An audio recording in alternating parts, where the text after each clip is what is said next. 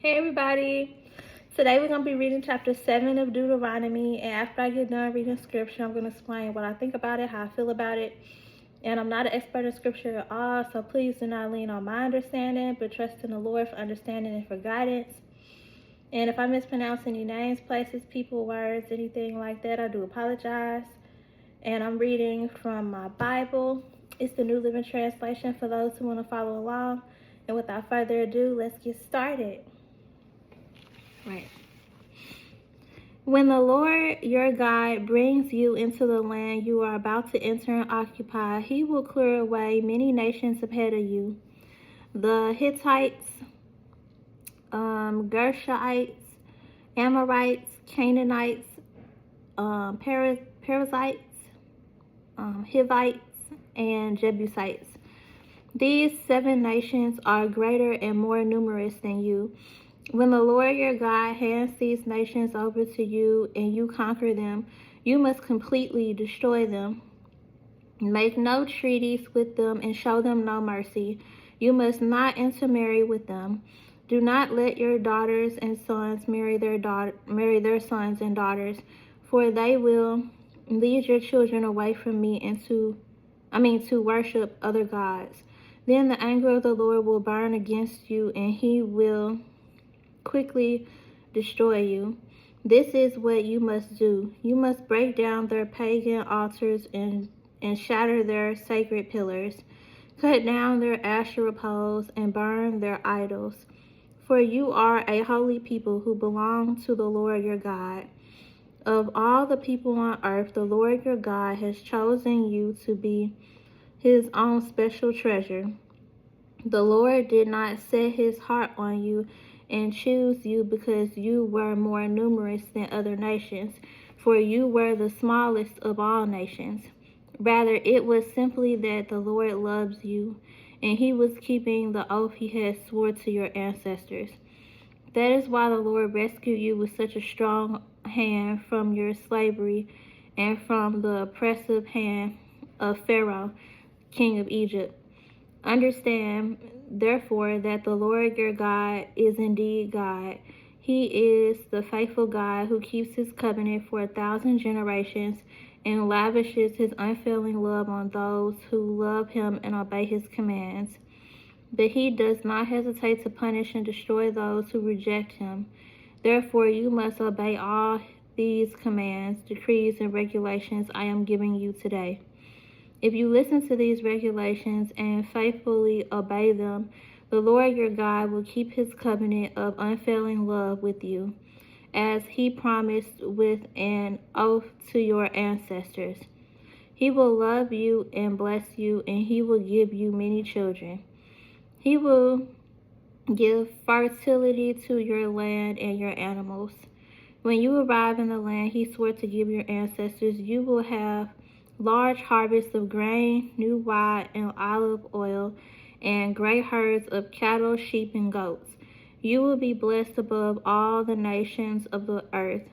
None of your men nor women will be childless, and all your livestock will bear young. And the Lord will protect you from all sickness. He will not let you suffer from the terrible diseases you knew in Egypt, but he will inflict them on all your enemies. You must destroy all the nations the Lord your God hands over to you. Show them no mercy and do not worship their gods, or they will trap you. Perhaps you will think to yourselves, how can we ever conquer these nations that are so much more powerful than we are? But don't be afraid of them. Just remember what the Lord your God did to Pharaoh and to all the land of Egypt. Remember the great terrors the Lord your God sent against them. You saw it all with your own eyes, and remember the miraculous signs and wonders and the strong hand and powerful arm in which he brought you out of Egypt. The Lord your God will use this same power against all the people who fear you. Against all the people you fear. And then the Lord your God will send terror to drive out the few survivors still hiding from you. No, do not be afraid of those nations, for the Lord your God is among you, and he is a great and awesome God. The Lord your God will drive those nations out ahead of you little by little. You will not clear them away all at once. Otherwise, the wild animals will multiply too quickly for you. But the Lord your God will hand them over to you. He will throw them into complete confusion until they are destroyed. He will put their kings in your power, and you will erase their names from the face of the earth. No one will be able to stand against you, and you will destroy them all. You must burn their idols in fire, and you must not covet the silver or gold that covers them.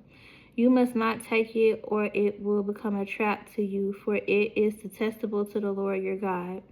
Do not bring any detestable objects into your home, for then you will be destroyed just like them. You must utterly detest such things, for they are set apart for destruction.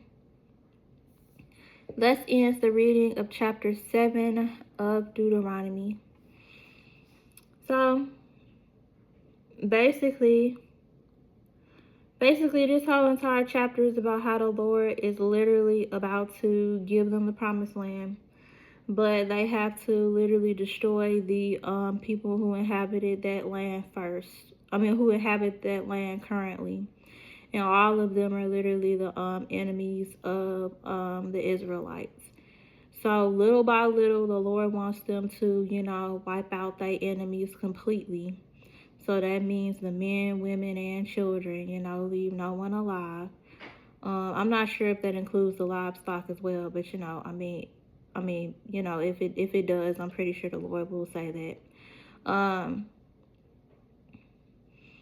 But yeah, little by little, they're supposed to wipe out their enemies until the land is completely, clean of their enemies, and and the land, belongs to them and to them alone.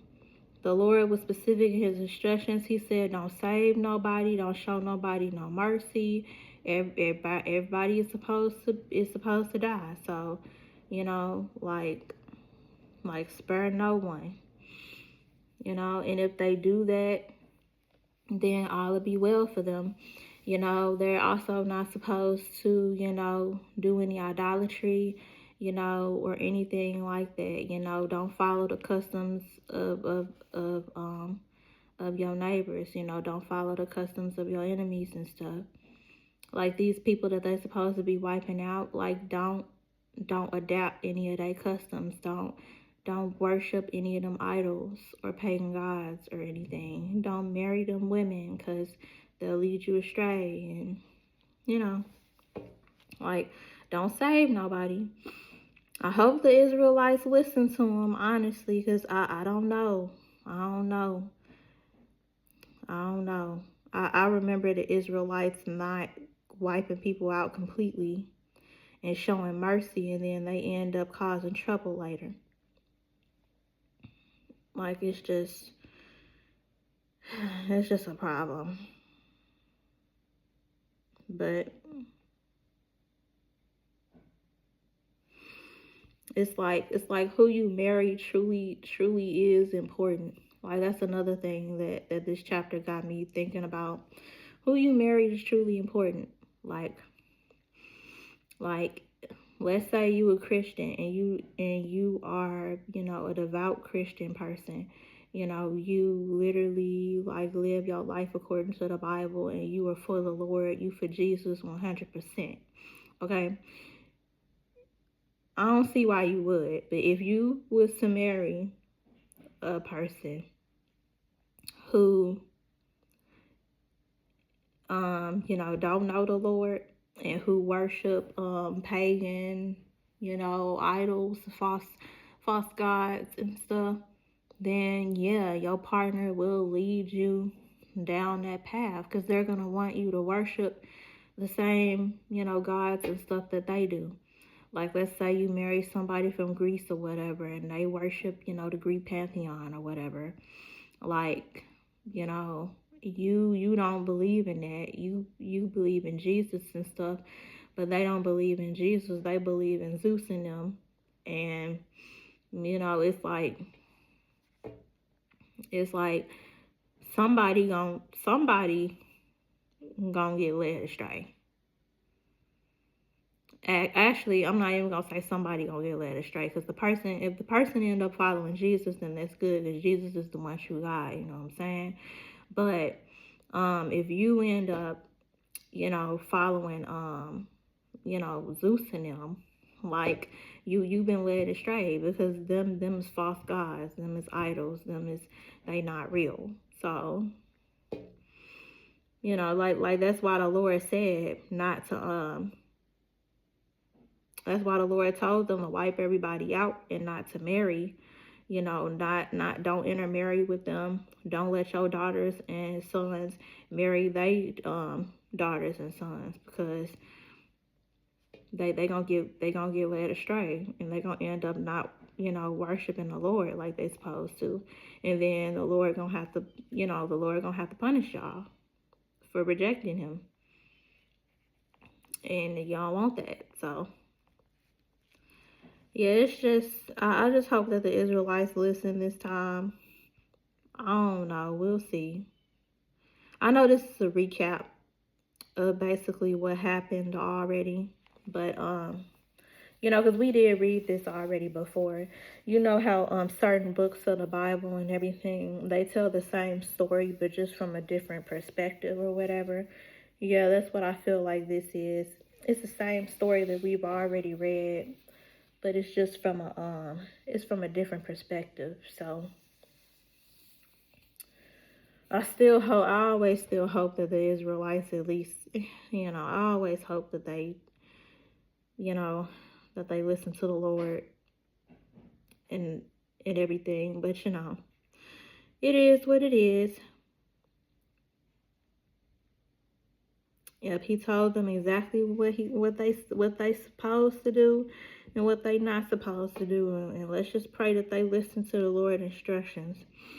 We're gonna find out maybe in the next chapter. I'm not sure. Let's see, I don't know. We might find out. I know we're gonna find out eventually. I don't know when, but we'll find out.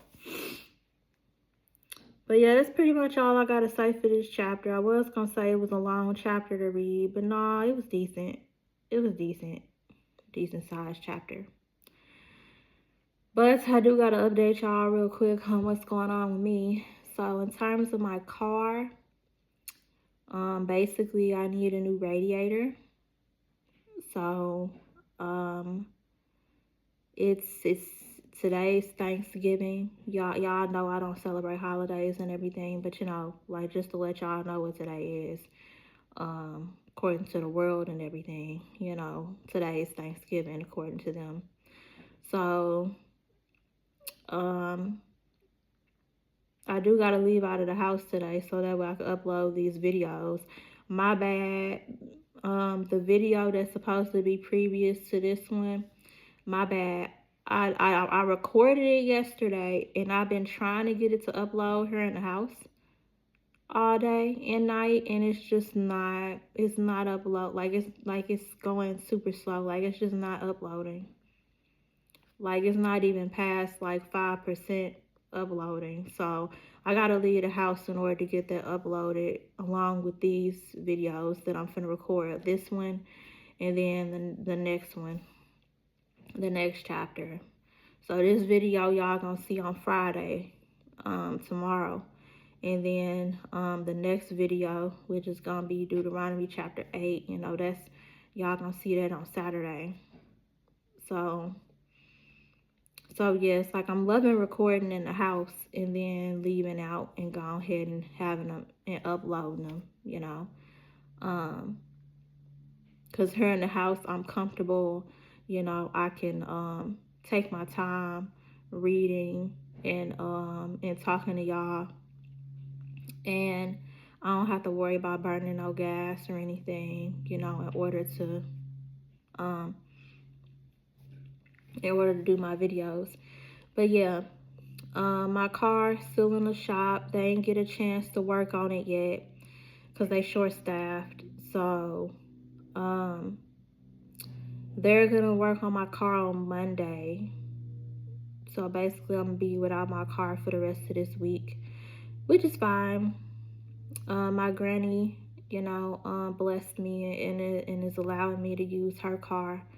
But I don't really like driving it because it's not my car. Like y'all get that feeling. Y'all don't like driving other people's vehicles because you don't want nothing to happen to it, and you're just not comfortable driving it. So because it's not yours, it's not your vehicle. So yeah, I've been pretty much here in the house, but I gotta leave out today. And I gotta do some work. Um, so yeah, y'all still gonna see me like this recording here in the house, but I do have to leave out in order to get these videos uploaded. But yep, in terms of my car, I need a new radiator.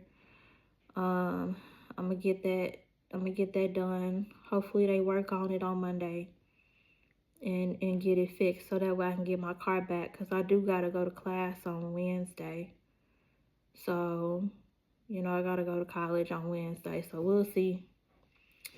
We'll see what happens. In terms of my internship, y'all, I thought that I was gonna be able to start like last week or something, but I'm waiting on the hospital to give me the okay. Like, I'm waiting on the hospital legal team to be like, okay, I can start. You know what I'm saying? So, I'm just waiting on the approval and everything. I'm just waiting. I know that most definitely I'm gonna be able to start soon. Like soon. Like literally, like I'm thinking in December or something I should be able to start. Cause November almost over with. So in December, hopefully I should be able to start. Hopefully, you know. But either way, I'm gonna get my hours done. I'm gonna get my internship hours done. I'm gonna get it all done. It's gonna be a lot, like I'm gonna have to be there for like 5+ hours every day in order for me to get my hours done on time. But I'm gonna get it done though. And still don't have a job. Still, using the refund money that I get from school. I'm still using that to pay bills and stuff like that. And, if I end up short for whatever reason, my granny helps me out and stuff. So I'm good. I'm good. Um, it's just the car. It's like I miss having a job because when I had a job, literally I would like use that money that I make from my job in order to pay my bills. And then any refund money that I get, I will literally use that money in order to do car repairs. Because it seemed like every time a new semester starts at my college, my car has some major repairs that need to be done on it that always cost more than $1,000. So it's like the refund money always helped with that. It's like when I had a job, I didn't really have to worry about anything because I could pay my bills, put gas in my car, and I knew that I had refund money coming every semester so that way I can get my car fixed because I knew I was going to have repairs that needed to be done. So, it's just without having a job, it's like, okay, I got to use my refund money in order to pay my bills and put gas in my car now. And if something happens with my car, which I'm praying that nothing else happens to it, but if something happens with my car, I'm just going to have my granny help me. And then I'm going to have to pay her back later, basically, with the refund money. So that's pretty much what's been going on. But it's like with this radiator and everything, like literally my granny is gonna pay for that in the end. Um, in the end, I have to I'm gonna pay her back, of course, when I get my refund money in January, hopefully. That'd be another thing. It's like waiting on the money to come and stuff. And by the way, it's like this ain't free money that I'm getting from the school either. This is all loan money. Like it's all loans that I'm using to pay for college and stuff. So yeah, there's just more debt that I'm, accumulating and all that. So yeah.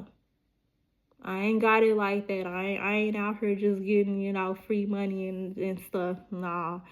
Nah, it's loans. But, we all got to do what we got to do. It's going to pay off, though, because when I finally get my master's degree and stuff, and when I start working in my career and everything, I'll be able to pay all that stuff back. I'll be able to pay all them loans back. It's going to take a while. It's going to take some years, but, it'll be all right. Oh, I just can't wait to start working professionally so that way I can get all of my so I can pay back all this money and not be in debt no more. And so I can actually be able to take care of myself. Like I just want to be able to take care of myself and not have to depend on nobody. Like I just want to be able to take care of myself. That's all. But the Lord got my back. The Lord got my back. He know what my heart desires and stuff, and He gonna give it to me in time. He already made promises and stuff like that to me. So, I believe that what He said He gonna do, He gonna do. I am always curious on how He gonna do it, cause it's so many ways in which He could do it.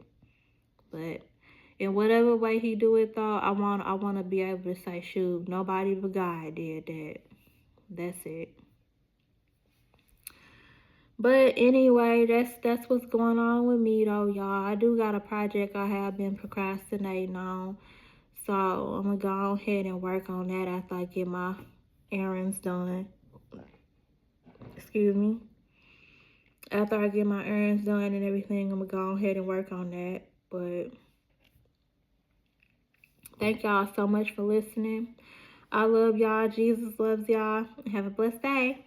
Bye.